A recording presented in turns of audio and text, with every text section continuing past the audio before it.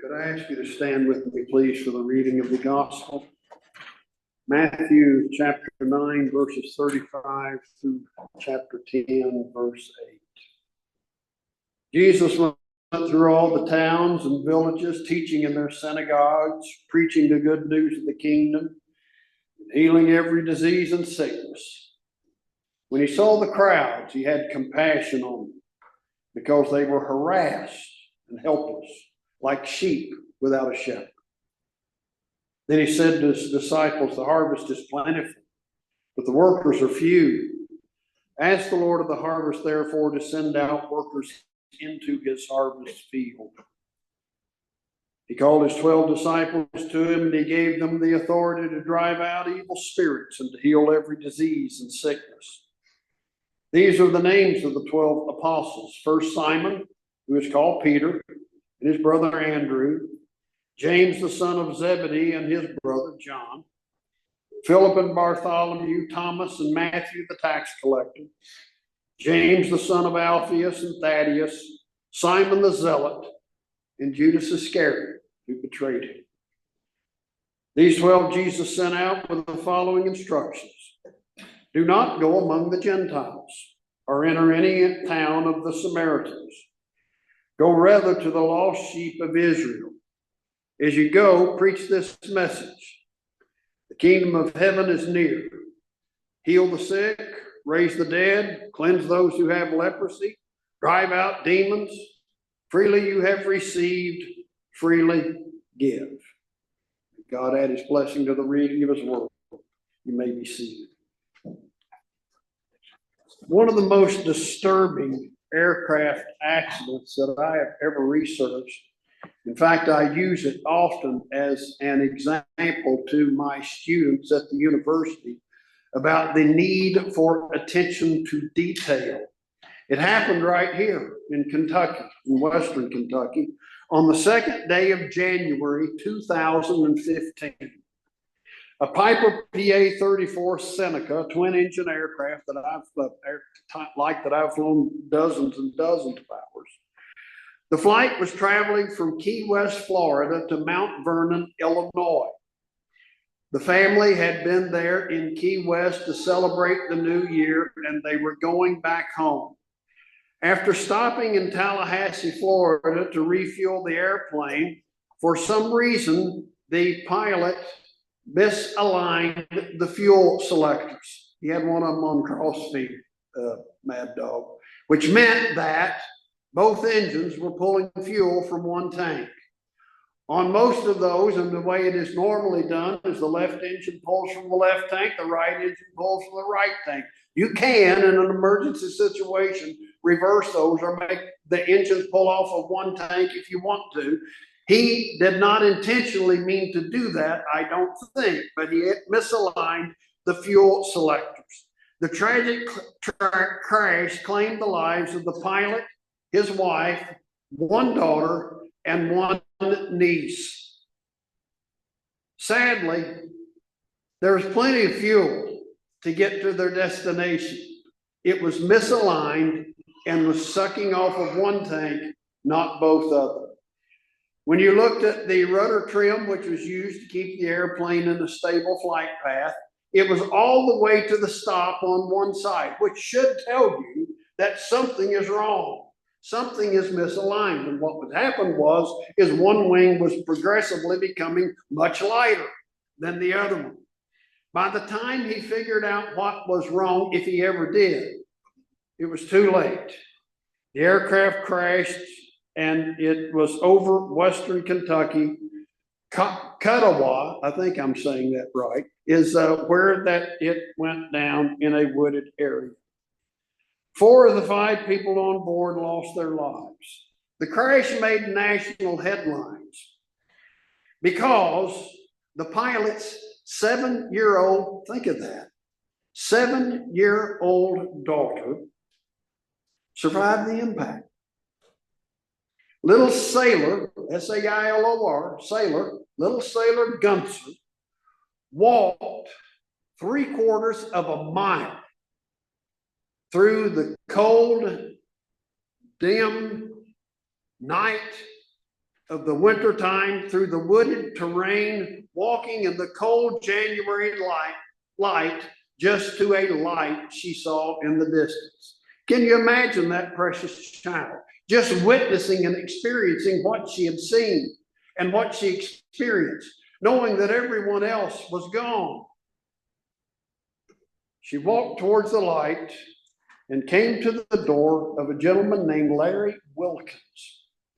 Mr. Wilkins was an older man. His wife had died. He was a widower. He was sitting there in his home watching the news and heard a knock on the door. Opened the door, and there little Sailor stood, crying. She was bleeding. Her legs were bleeding, he said. Her face had a bloody nose. She was barefoot, only had one sock on. She told Mr. Wilkins she had been in a plane crash and that her parents were dead and the airplane was in the woods upside down. Mr. Wilkins brought the little child in, laid her on the sofa, got some heavy blankets to put on her to warm her up, and immediately called 911. It turns out that her injuries were not that severe and she had a full recovery. But can you imagine the fear, the lostness, the searching for any help she could find anywhere for this precious child? She later said that she saw a light in the distance and walked towards it until she finally came to Mr. Wilkins' home and asked for help. In our text this morning, Jesus is touched and heartbroken over the lostness and the desperate need for guidance and protection for those he saw. They were helpless people, like a sheep without a shepherd. Matthew was probably written after the fall in Jerusalem, about AD 70, somewhere around in there, after Jerusalem had fallen to Rome. It was very real to them. They were torn apart and harassed, sheep with no shepherd. The Greek word that is used here, it starts with an S, and I cannot begin to pronounce it. I will not even make the attempt. My old country bumpkin sounding voice, no way I'll try to say it, but it starts with an S. I will tell you this, that it has it has to do with a visceral reaction. It means to feel something very deeply in your gut. It's not just sheep that are lost. It's sheep that might have been mauled by a predator, stripped of the wool, and left exhausted and helpless by the side of the road. Jesus didn't look at them and think, wow, what a shame. He actually felt their pain in his own body. He saw the people who were deeply wounded by life, wandering aimlessly, desperately longing for leadership. And then Jesus names his 12 disciples for the first time. They are quite a group. There's Matthew, the tax collector, which means he works for Rome, Israel's oppressor. And now he's supposed to go and share the gospel with them. There's Simon the Zealot, a political radical who can't stop talking about his political opinions. James and John, uneducated fishermen, who are going to teach about the coming kingdom of God. But as we will see later, they are also the ones that when Jesus was about to come into his kingdom, or so they thought, they said, let us sit on the right and the left of your throne, ahead of everyone else. Then there's Philip, who doesn't think anything good can come out of Nazareth, where Jesus is from. Thomas, who maybe unfairly is called Doubting Thomas, who initially doubts the reality of the resurrection, demands to see proof. There are others who are probably really a lot quieter because we don't know too much about them. But then there's their leader, Simon Peter. Definitely not a quiet, reserved fellow, bit of a loud mouth who regularly speaks before he thinks, who is chastised by Jesus more than once and will eventually deny even knowing. But yet, as history shows us, was willing to die for him. And let's not forget Judas Iscariot, the one of the 12 who will ultimately betray Jesus and the magnitude of his betrayal weighs so heavily on him, he mistakenly feels the only recourse he has is to take his own life. One thing gives me great hope this morning. If Jesus can use these misfits, maybe he can use me and you as well. This is the first time the disciples are called apostles. The disciples means one who learns. An apostle means one who is sent. They have been learning from Jesus. Now it is time to put that learning into practice. Jesus gives them very clear direction. Karl von Clausewitz, the Prussian military strategist, once said, if you cannot clearly define the mission, how it is to be accomplished, and when it is to be completed in one cohesive sentence, maybe you shouldn't go to war. It reflects a fundamental principle of military doctrine. If a conflict's objectives are too complex to summarize in a single sentence, the strategy lacks the focus required to succeed. Jesus gives his disciples clear direction. He says, start out by going to the people you know. Go to the lost sheep of the house of Israel. The central theme of the Old Testament was not, in my opinion, that Israel was special or more important than anyone else. It was that they were chosen to be the instrument of spreading the good news of God's love throughout the world to everyone, and unfortunately, they failed miserably at that task. Jesus is simply saying, go to them first. They are the ones who have the greatest influence. I mean, it's like reaching pivotal people in the community. It doesn't mean they're more important than anyone else. It's just they have a greater influence over others. And the repercussions of their commitment will have a drastic impact. It was certainly not a racist statement of the superiority of Israel. Jesus ate with, talked with, was friends with Gentiles, Samaritans, tax collectors, and sinners, time after time in the Gospels. In fact, that was one of the greatest charges against him. It was simply go to those who were originally called to this mission, but have failed to come back to their roots and take up the cause. Start with them. Start with the people you know. I used to, when I was a little boy, I'd go to I went to pretty evangelical church, and well, I'm telling you, those preachers could scare the ever-loving daylights out of you. And I always thought that if I was supposed to share the gospel, I had to go all the way around the world to some place where the most miserable place I could find that I could think of, that surely must be where I had to go. I didn't realize then, as I do now, that you don't have to go to the other side of the world. We can start right here with our family and our friends. You know, often that's the most difficult mission field there is, isn't it? Jesus himself said in Matthew 13, the prophet is not without honor, save in his own country and among his own kin and in his own house. I don't know how many of us are here this morning, probably a lot more than one, who would love to have our wives or our husband or someone to come and be with us in this service this morning, but they're not here. Sometimes us just showing a little love as best we can for them may be the best we can do. We can begin to reach out to those in our community and those closest to us just by showing his love.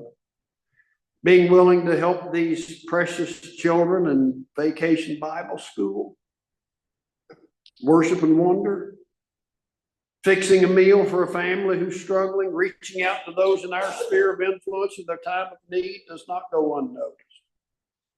God uses our efforts to make an impact, even though it might seem unnoticeable.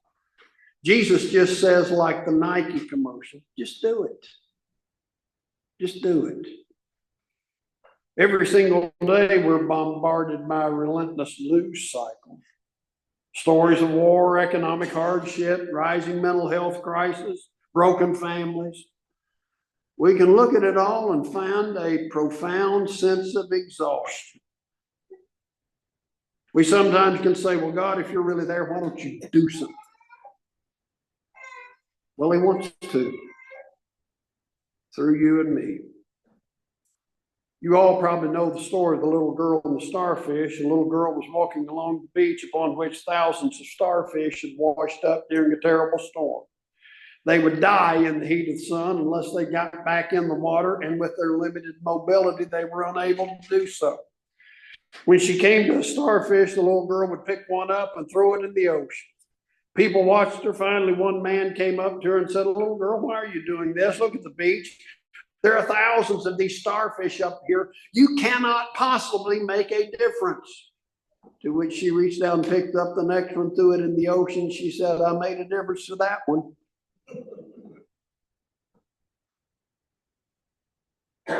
We may feel like our efforts are so insignificant compared to the massive needs of this world, but we can make a difference. God bless us in our sphere of influence. I can't do the miraculous things that Jesus taught the disciples to do. It'd be pretty neat if I could, I think, but I just can't do them. I've never been able to heal anybody. I've certainly never been able to live in a funeral home all my life and never been able to raise anybody from the dead. Couldn't do any of those things. If I could, I suppose, I hope I wouldn't, but I suppose if I could, I could make a fortune. Jesus says, don't try to get rich doing this. Don't try to get famous. I saw a TV preacher not long ago who preyed on people with fake miracles and miraculous signs that could have easily been debunked by anybody other than the extremely gullible. I heard him say, and it was humorous, it wasn't so tragic to those who would follow along. I heard him say, I don't fly on an airliner because I don't want to be in a tube with a bunch of demons. So what he did was he took the contributions from his faithful and poor deluded followers. He bought an airplane that I happen to know on the low end cost about $7.5 million, on the high end about $12.5 million, and it cost about $7,000 an hour to operate. He lives in an 18,000, $7 million mansion right outside of Fort Worth, Texas.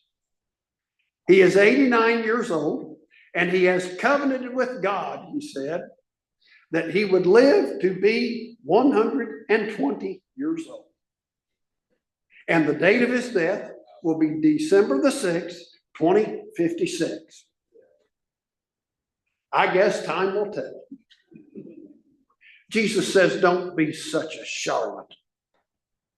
Don't do it for any reason other than the glory of God and the care for those who are lost and wandering.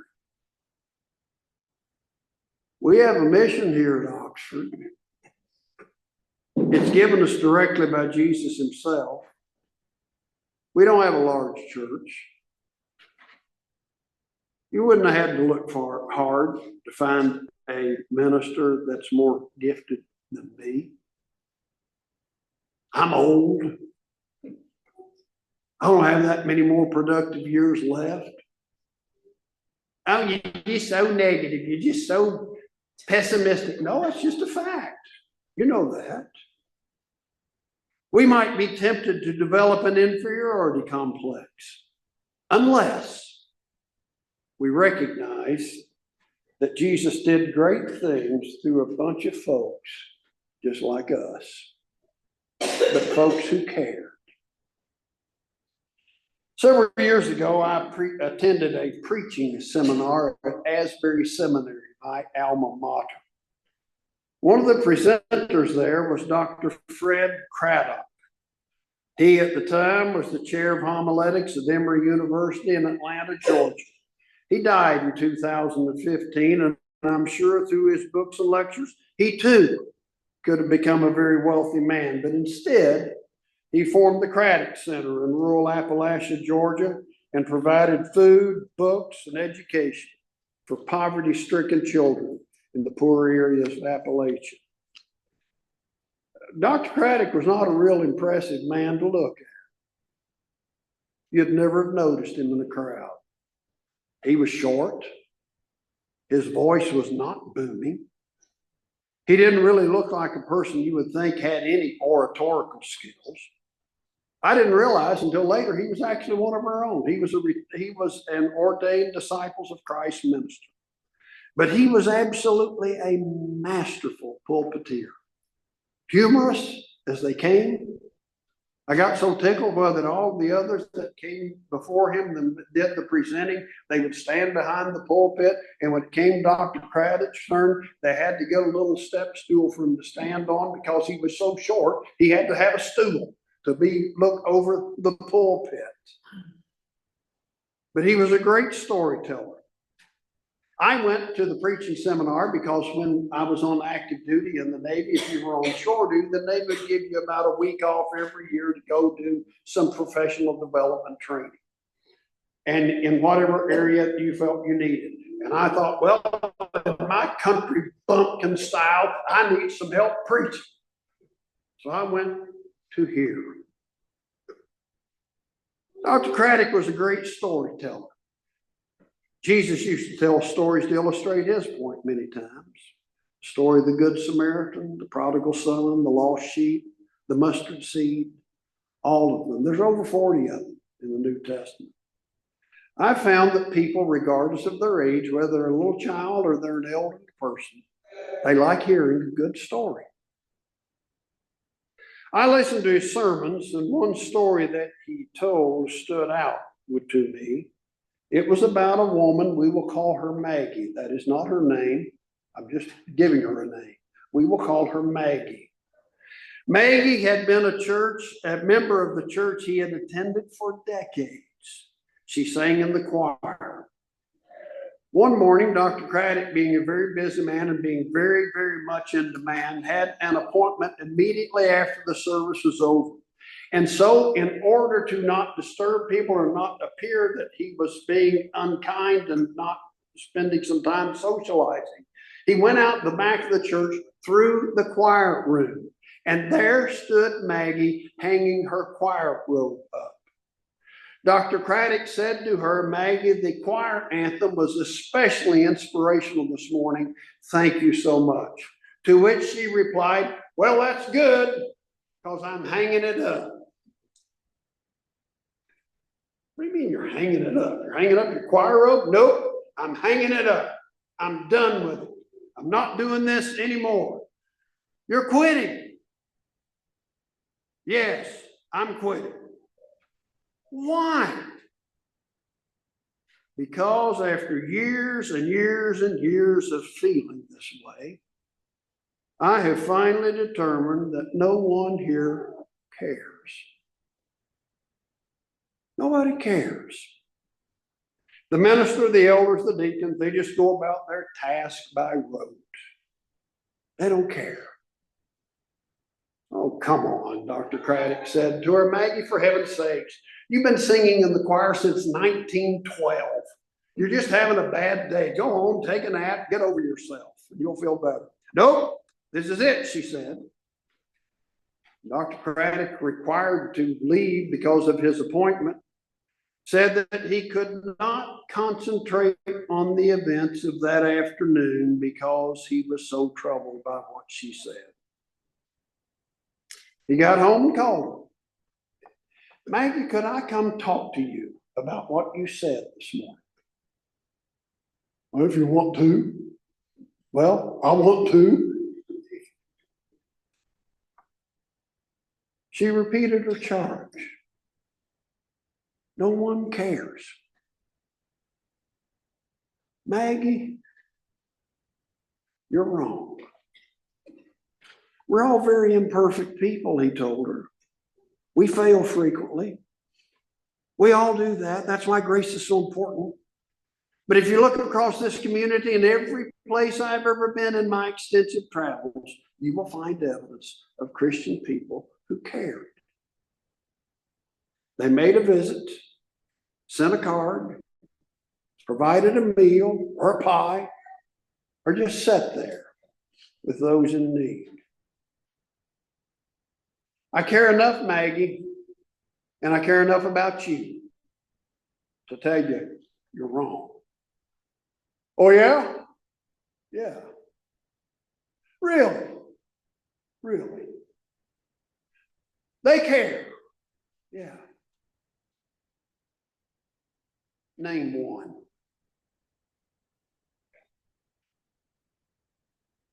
We here at Oxford might not be able to have a profound influence over this troubled world that we live in. That might be true. We are all, certainly including your leader, very imperfect people like Jesus' disciples, but we can be used mightily.